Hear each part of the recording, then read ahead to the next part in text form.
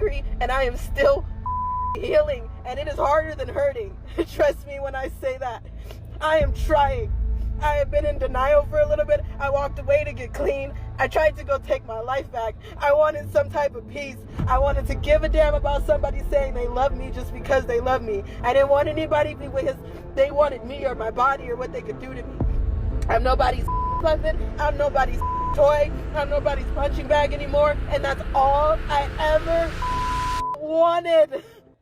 Do you hear me? Ron Jeremy, Denzel Washington, Beyonce Knowles, Ellen DeGeneres, Whoopi Goldberg, Lady Gaga, Chrissy Teigen, John Legend, Joan Rivers, Rob Saget. Do you want me to keep going? Ask me. Everybody wonder why my smile is so deep. Everybody wonder why my eyes sparkle. Everybody always asks me, why you smiling when you dance? Because you don't understand the live through. It's worth it to smile. When Allison Leilani Carter, known online as Allie Carter, first started making noise on Instagram and TikTok, netizens thought she was just another influencer looking for clout. But the moment she dropped her first cryptic post about the underground tunnels used in elite Hollywood circles, people stopped scrolling and started paying attention. Then came the real shock: Diddy's parties. Allie started sharing her survival stories. She spoke about being lured to high-profile music industry events, then finding herself in situations she described as manipulative, traumatic, and dark. Her followers thought she might stop there, but she didn't, and eventually, Allie did the unspeakable. She named names, dropping a full list of A-list celebrities, artists, actors, and executives she claims she personally saw at Diddy's infamous parties. And just like that, the dominoes began to fall. With Diddy now on trial, the number of lawsuits piling up, and former insiders flipping, Allie's exposés are no longer dismissed as crazy conspiracy. They're being viewed as evidence. Ever thought that we would see the day where Diddy would get arrested? And I told you guys in that Maria Z interview in 2021 that no one tells on Diddy. P. Diddy. Alright? Just the same way nobody tells on Denzel Washington. People don't usually talk and stop and think about the children victims that are going through things right now as we speak, and the ones who suffered through all this. I decided to stop for a second and do some projects with projects all around, because we just said, you know what, this is our life, it's not changing. We stopped somewhere, and I've been hiding. My mom and I have been hiding. We've had our head down. We tried to back up. We even tried to tell you everything that we can, and now we have people messaging us, investigators, people that want to talk now, when now it's because it's trending. We're still not on the subject of the kids. All the adults are covering. All the adults are, I left at a certain time, yet you knew children were there. You knew these parties were not okay. They weren't freak-offs. They were satanic ritual. Get it straight. It wasn't just adults in these parties. The adults were responsible for the child slaves that were in the party. And one of those children were me. Now, those who are trying to come at us now, talking like, oh, well, now the Diddy's out, now that you can talk. For why? Because we tried to have a case with Child Protective Services. We gave them 8 months worth of evidence. 8 months worth of evidence. That didn't even do a crumb. They took that case and they hid it. If you are a survivor and if you are a real victim, be careful. Because these hotline numbers that they're putting out, I don't trust them. I wouldn't do it. They take your information to see what you have. They're taking inventory. And then they shut it down. Mm-hmm. They're taking inventory. So don't trust them. Don't trust the feds. Don't trust the judges. All y'all. You're all guilty. You're all corrupt. Any attorney that's taking money to defend Diddy, you're nasty and vile. That's blood money. That's blood money. That's all blood money. You do know that, right? Whether you take money for him to shut up, whether you take money from him for period, that's blood money. I don't want anybody's money. Not even Lassane. And let me make something very clear. Even though it runs in my family, you can't fake your death. That is expensive. We don't have that money. We don't have the military involvement. We are not working with white hats. We are working with everyday people who can come out and do something when they can. Who can come out and say, I can be security when I can. Who can come and cover us when they can. But that's not all the time. Right now, we by ourselves. We can call on some angels, yes. These are everyday people. They're not white hats. Get it straight? There's no witness protection program because how well is the Secret Service doing protecting your former president? They not even doing their damn job. Even the photographer can get the shot, and including the people that can get the shot. Let's be real. Don't do the Lassane. Don't do that either. You want to know why? Because that all circles back to the military. That all circles back to fake arrest. That all circles back to lies. And not everybody can fake their death. Even though some of y'all are sitting pretty, trying to make the excuse of, oh, well, they were so evil, I was just trying to be undercover. No. My face is out there. You little punk. My face is out there. You No, and I see a lot of you people out there like, oh, they faked their death and they're gonna come back. No. No. Joan Rivers, you were up there partying with Manshell. Lassane, you were doing some dirty, vile. All of you. So any of these people that they're gonna try to revive and prop up? No. You see all the people running? They're ducking and hiding because everybody knows that there is children there. But we're still not talking about the kids yet. When are we going to talk about the kids? Eventually, it became really hard for Allie to be taken seriously, even as she poured out her truth. Naming names and revealing deeply personal trauma, most people brushed her off.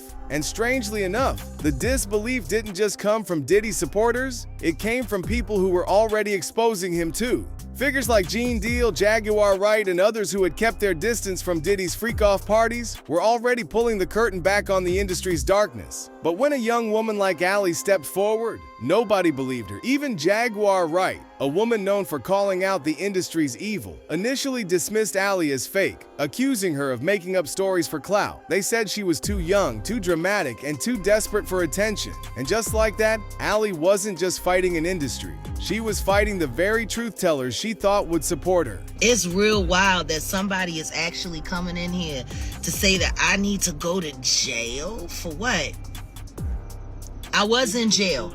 I was in jail when they accused me of what they accused me of last time, and I wasn't guilty of that either. What this is proof of, though, is that somebody in the government keeps allowing me to be set up for crimes I didn't commit. It's wild. It's wild. I keep coming up innocent and don't nobody want to believe it. No, Allie Carter is not telling the truth. She is a fraud, and she's working with an alleged human teleporter named Shelly Carter. That for whatever reason, everyone wants to come after me, but don't nobody want to go after her. No. I am very careful. All the time. I have no choice but to be. Why y'all don't stand up? See, that's the other part that you skip. See, this is the thing. This is the thing. See, this is the thing. This is the thing, Grace. This is the thing, Grace. You can't expect people to show what they've never had. In order to stand up, you have to have courage. How could I ever expect a coward to have courage? You know how many people in the industry that I know that know all the things that I know, the same as I know, and the only reason that they mad that I'm speaking out is because they ain't had the balls to do it themselves. Okay. And I know y'all in the back heard that. Let's be clear. Damn near everyone in the neo-soul community is pissed the with me. And not because I'm lying. To go to the bathroom. It's not because I'm lying. It's all right, I'm here. It's not because I'm lying. See, y'all gotta understand something.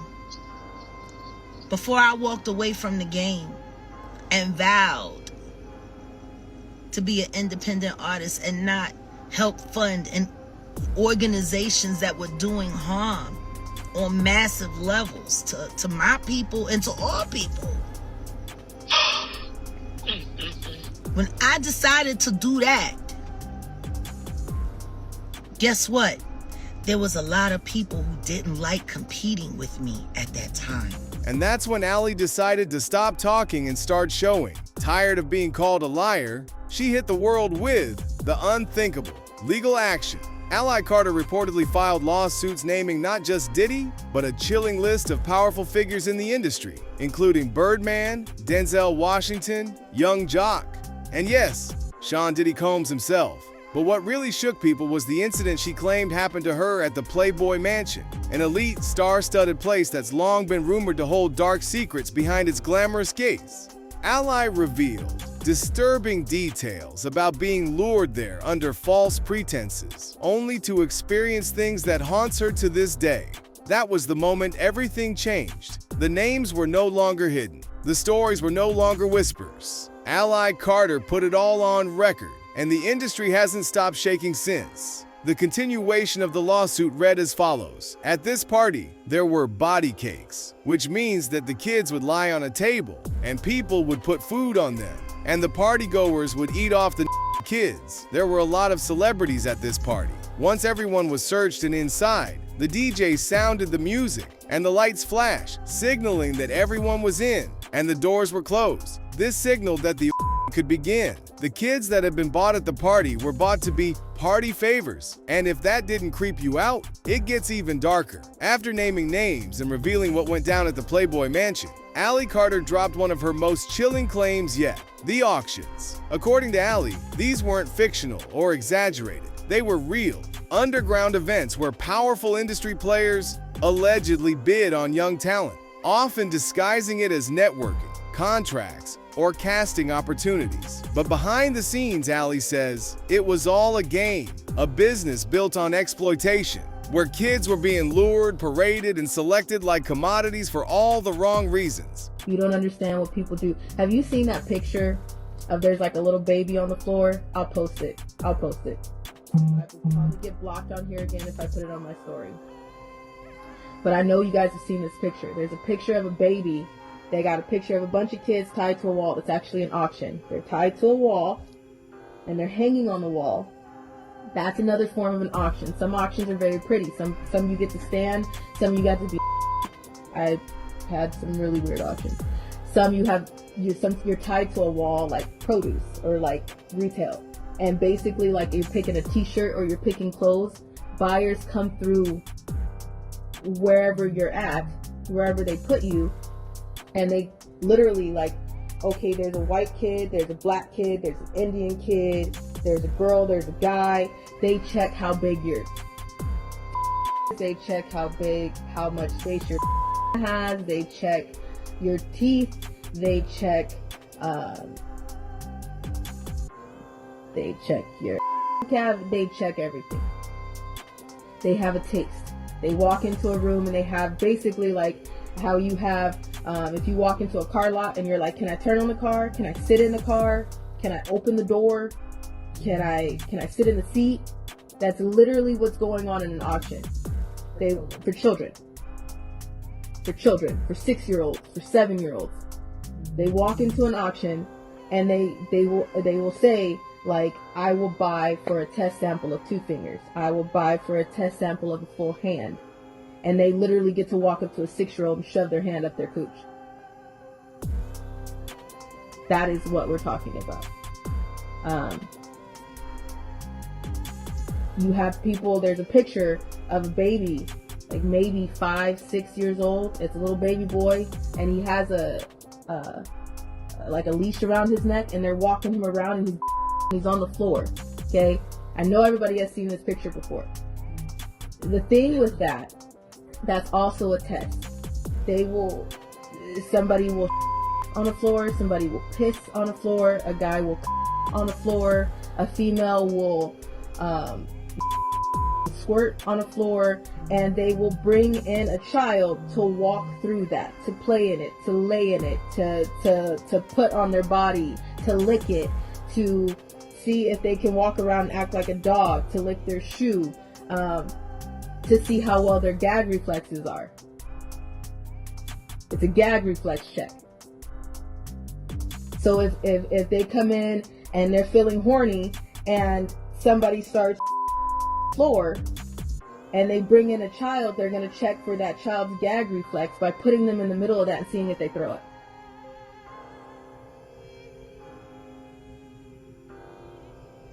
That's what we're talking about. You get me now?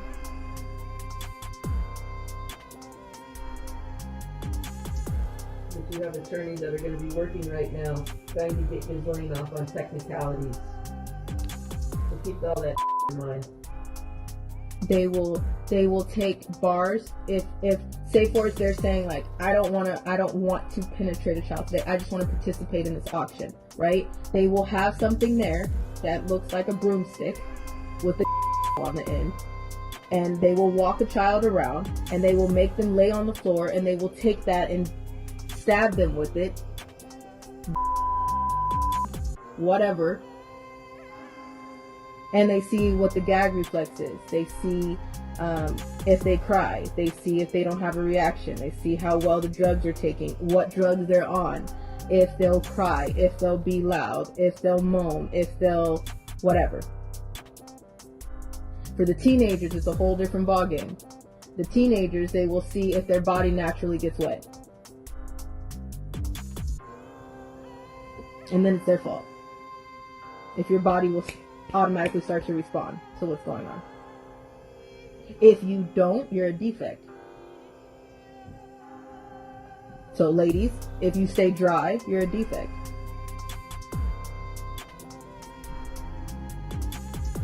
Then they really mess you up.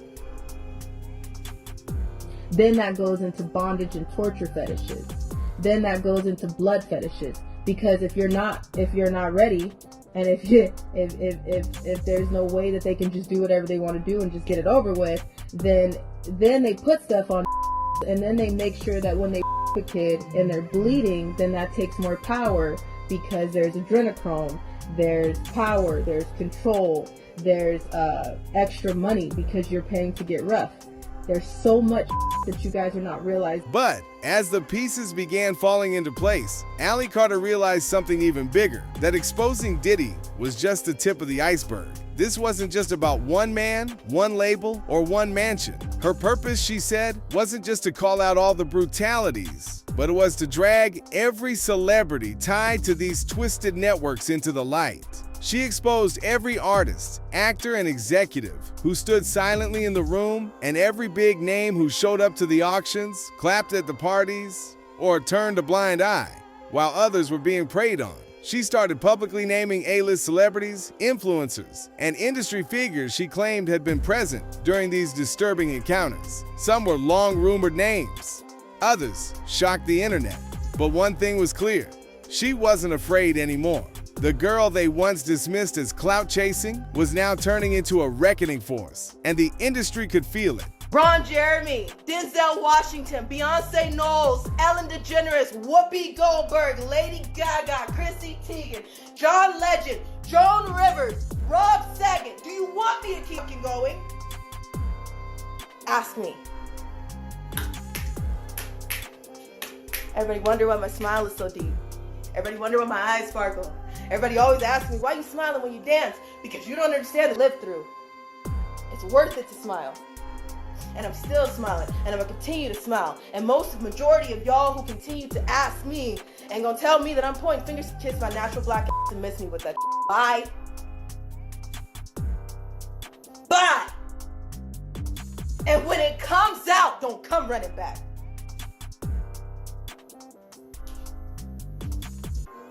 I shouldn't have to get this nitty gritty for people to wake fuck up.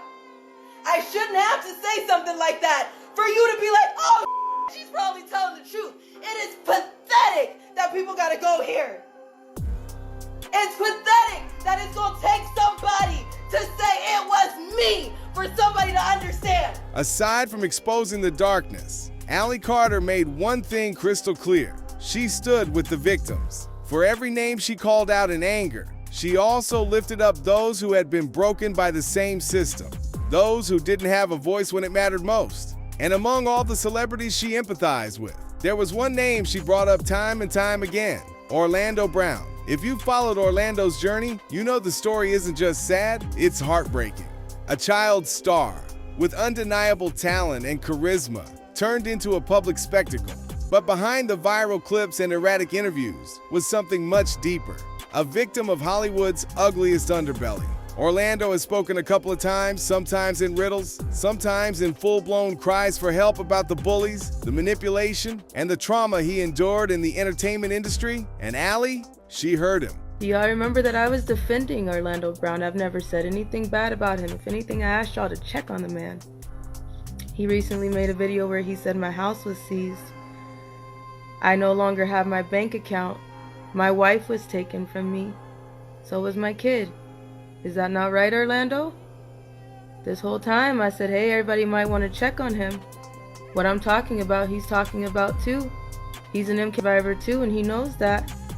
He's not the only one that's been yelling about the Hollywood for a minute. And now he's tagging the exact same people that he's yelling about. Does that make sense to anybody? Let's talk about this. I'm a gorilla. I'm a dude. We don't care. Who's we? Who's we, Orlando? We don't care about what happened to me? Who's we, Orlando? Can you tell me that? Because nobody else will. Who's we? Tell the people, actually, that's the better question. Tell the people who's we. Does this make sense right now? Or does this sound like a threat? Because our car is sitting right. We just had to jump out of it because someone told us someone is tracking you and planning to get out of your car. I can see where you are. Get out of your car. Do you have something to do with this? Does Snoop have something to do with this? Does Diddy have something to do with this? Nat King Cole is dead. Why are you tagging him? Does he have something to do with this?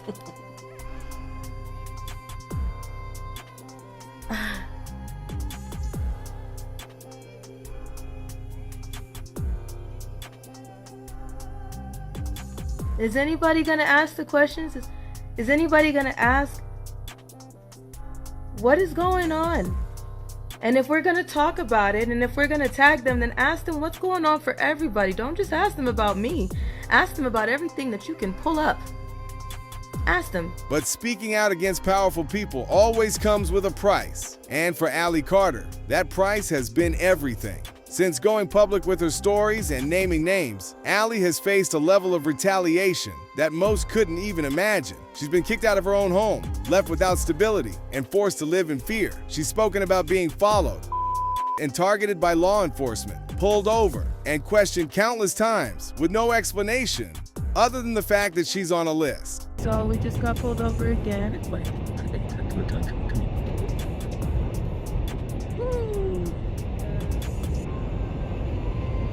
Now for Nebraska. Like, from all 50 states, that's the goal. Freedom Trail. We thought of a new drinking game for you all. You guys can just slap the shot. I finally get pulled over.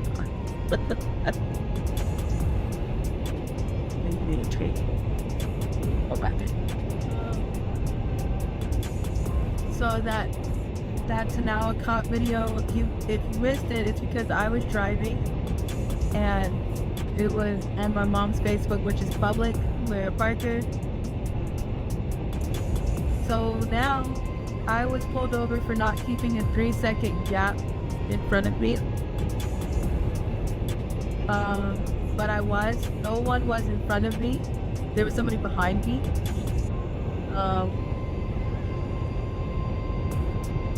he was waiting. I saw him, and I told my mom, and I told my grandma, like, he's gonna pull us over. And they're like, no, like, how would they know that we just got into another rental car? How would they know we're doing the speed limit? How would they know that we just got into a rental car? No way. Like, no, mom, he's about to pull us over. We pissed off the brother, and he's about to pull us over. He's about to pull us over. He waited for a little bit. Sure enough, he looks up. Called 911. My mom did. He said that he asked how we were doing. Said we were okay. He tried to do literal good cop. Yeah, he tried. And then he said he asked for, my license, registration on the vehicle. After he got that, he asked me to come sit in his car. I said, I don't feel comfortable sitting in your car. I want to get in your car. I will come back there with you, but I don't want to get in your car. He's like, okay, you can stand next to it. All right, cool, whatever. When I get out of the car, he asked me if I had any weapons on me. I said, no, I do not. We went back to his car, and he said, so where are you guys traveling, and where exactly is the car? And I said, we already answered you. He said, you've already answered me. So why are you guys traveling? Did you fly into Nebraska? How did you get here? How did you get another car? And I said, we already answered you. Where is the car? Parked. Where is parked? It's parked. What's wrong with the car? There's some things wrong with the car. We just had to get a rental. Why? Because we needed a rental. Why? We needed a rental. Where is the car parked? It's parked. But where? Why does it matter? Because you're telling me that there's something wrong with your car, and that's suspicious. And we don't just get California people that pop up in Nebraska that want to know where the car is. So, okay, there's something, car needs some work on it, tires, whatnot. So we just parked it for a little bit and got a rental. Have you been traveling? Yes, like we told you. And he's like, okay, so tell me exactly where the car is parked. You don't need to know exactly where the car is parked. Where exactly is it? Is it at an airport? Is it parked at someone's home? Is it at the mechanic? Where exactly is the car?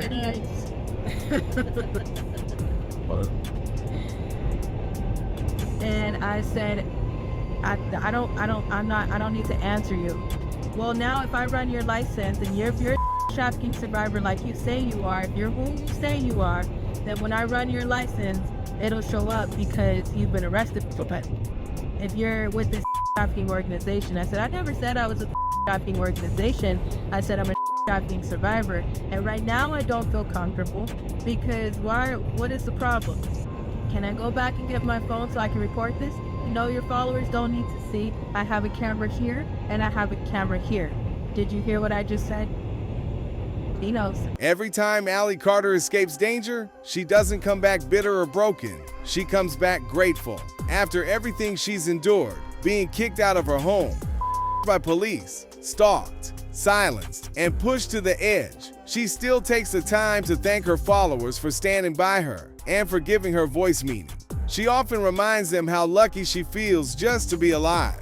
Not many people would still be standing after what she's gone through, but Allie always makes it clear. Every breath, every step forward, every day she's able to speak her truth. It's a gift, and she doesn't take it for granted. I'm alive. I'm alive. And I don't know what reality check I needed to like whoosh, up the face, but I'm alive. And I feel like, hey, wait a minute. What am I doing? I've been having those realizations lately. I don't know if it's the years I'm getting on me. By the way, I'm 31 years old. My name is Allie, if you didn't know. Hi. And this is my mama, Shelly. She's like, I know, she's my twin. She looks just like me. I know you're confused. I was adopted at 19, 20 years old as an adult, for an adult adoption, because nobody wanted me. They just didn't want anybody to have me. We're going to talk about that in a second.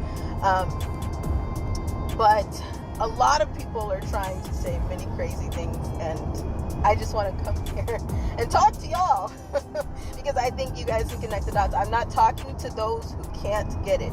You're useless and you're hopeless to our government as well, and they know that. I mean that with all disrespect. You are useless and hopeless. Do you hear me? To the truth of what this war is about. Lately, something's been deeply bothering Allie Carter. Despite all the risks she's taken and everything she's shared with the world, the legal system has let her down. The RICO charges against Sean Diddy Combs were dropped by the jury during the trial, and that decision has hit her hard. Allie has been open about how this outcome has affected her. She's broken down several times on live streams and social media, visibly frustrated and heartbroken. After spending years exposing what she went through and pointing out how powerful men like Diddy have allegedly their influence, she expected the justice system to finally do its job. Instead, she watched it fail in real time. Do you know what it takes for you to walk away from a narcissist? Has anybody ever been in a narcissistic relationship? Somebody that was either your family, a toxic relationship, a toxic sibling, a toxic family member, somebody who tried to break your soul, and every time you spoke up about it, it was your fault. Somebody who tried to change you, and every time you tried to step in and say, this ain't me, it was something that you did wrong. Okay? So I want you to think about that toxic relationship that you have ever had. Ever. And I want you to think about how many years I was gone at 14 and a half. The woman that you see right now, this was secretion of Satan. This woman tried to kill, this woman tried to break me, and she didn't do it to just one. She did it to 6 different children. She did it to everybody in her life. Okay, at 14 and a half, 12, 13 years old, I said, I can't do this anymore. I tried to kill. I went into Chino Hills Hospital. Are y'all staying with me? Chino Hills in California Hospital. I ended up there, and from there, they made me a ward of the state of California. She's made it clear that she blames the system itself, not just Diddy. In her words, this is proof that the justice system is inefficient, slow, and completely biased when it comes to holding wealthy, powerful celebrities accountable. She believes the verdict sends a dangerous message that no matter how much evidence or testimony is presented, money and influence will always win. Ally has said repeatedly that this is why so many victims stay silent. They know that even if they speak out, the system won't protect them. She risked everything to speak her truth, her safety, her home, her mental health, and in the end, she feels that none of it mattered in the eyes of the law. Despite all of this, Allie hasn't backed down completely. She's clearly tired and disappointed, but she hasn't gone silent. Her message now is about accountability, not just from celebrities, but from the legal institutions that continue to protect them. Oh, I think they're dropping the charges. I was like, I already knew the case was not going anywhere. Whoever tried just got painted a target on it. And whoever lied was exposed. I am grateful for the amount of people that were exposed on this case. You've seen that the hotel manager is guilty. You saw the people who cleaned the place were guilty. The bus that freaking transferred all these children were guilty. You saw people coming from left and right to tell you about the baby oil and everything else, but they wouldn't tell you earlier because they kept it a secret all these years, and everybody that bowed down signed this man's paycheck. You feed that man from the entire time. You enable trafficking. It's the same way people are using our pain right now. There's content creators that hate us, that want us tortured, that want us dead. I've gotten so many crazy messages that I don't care about.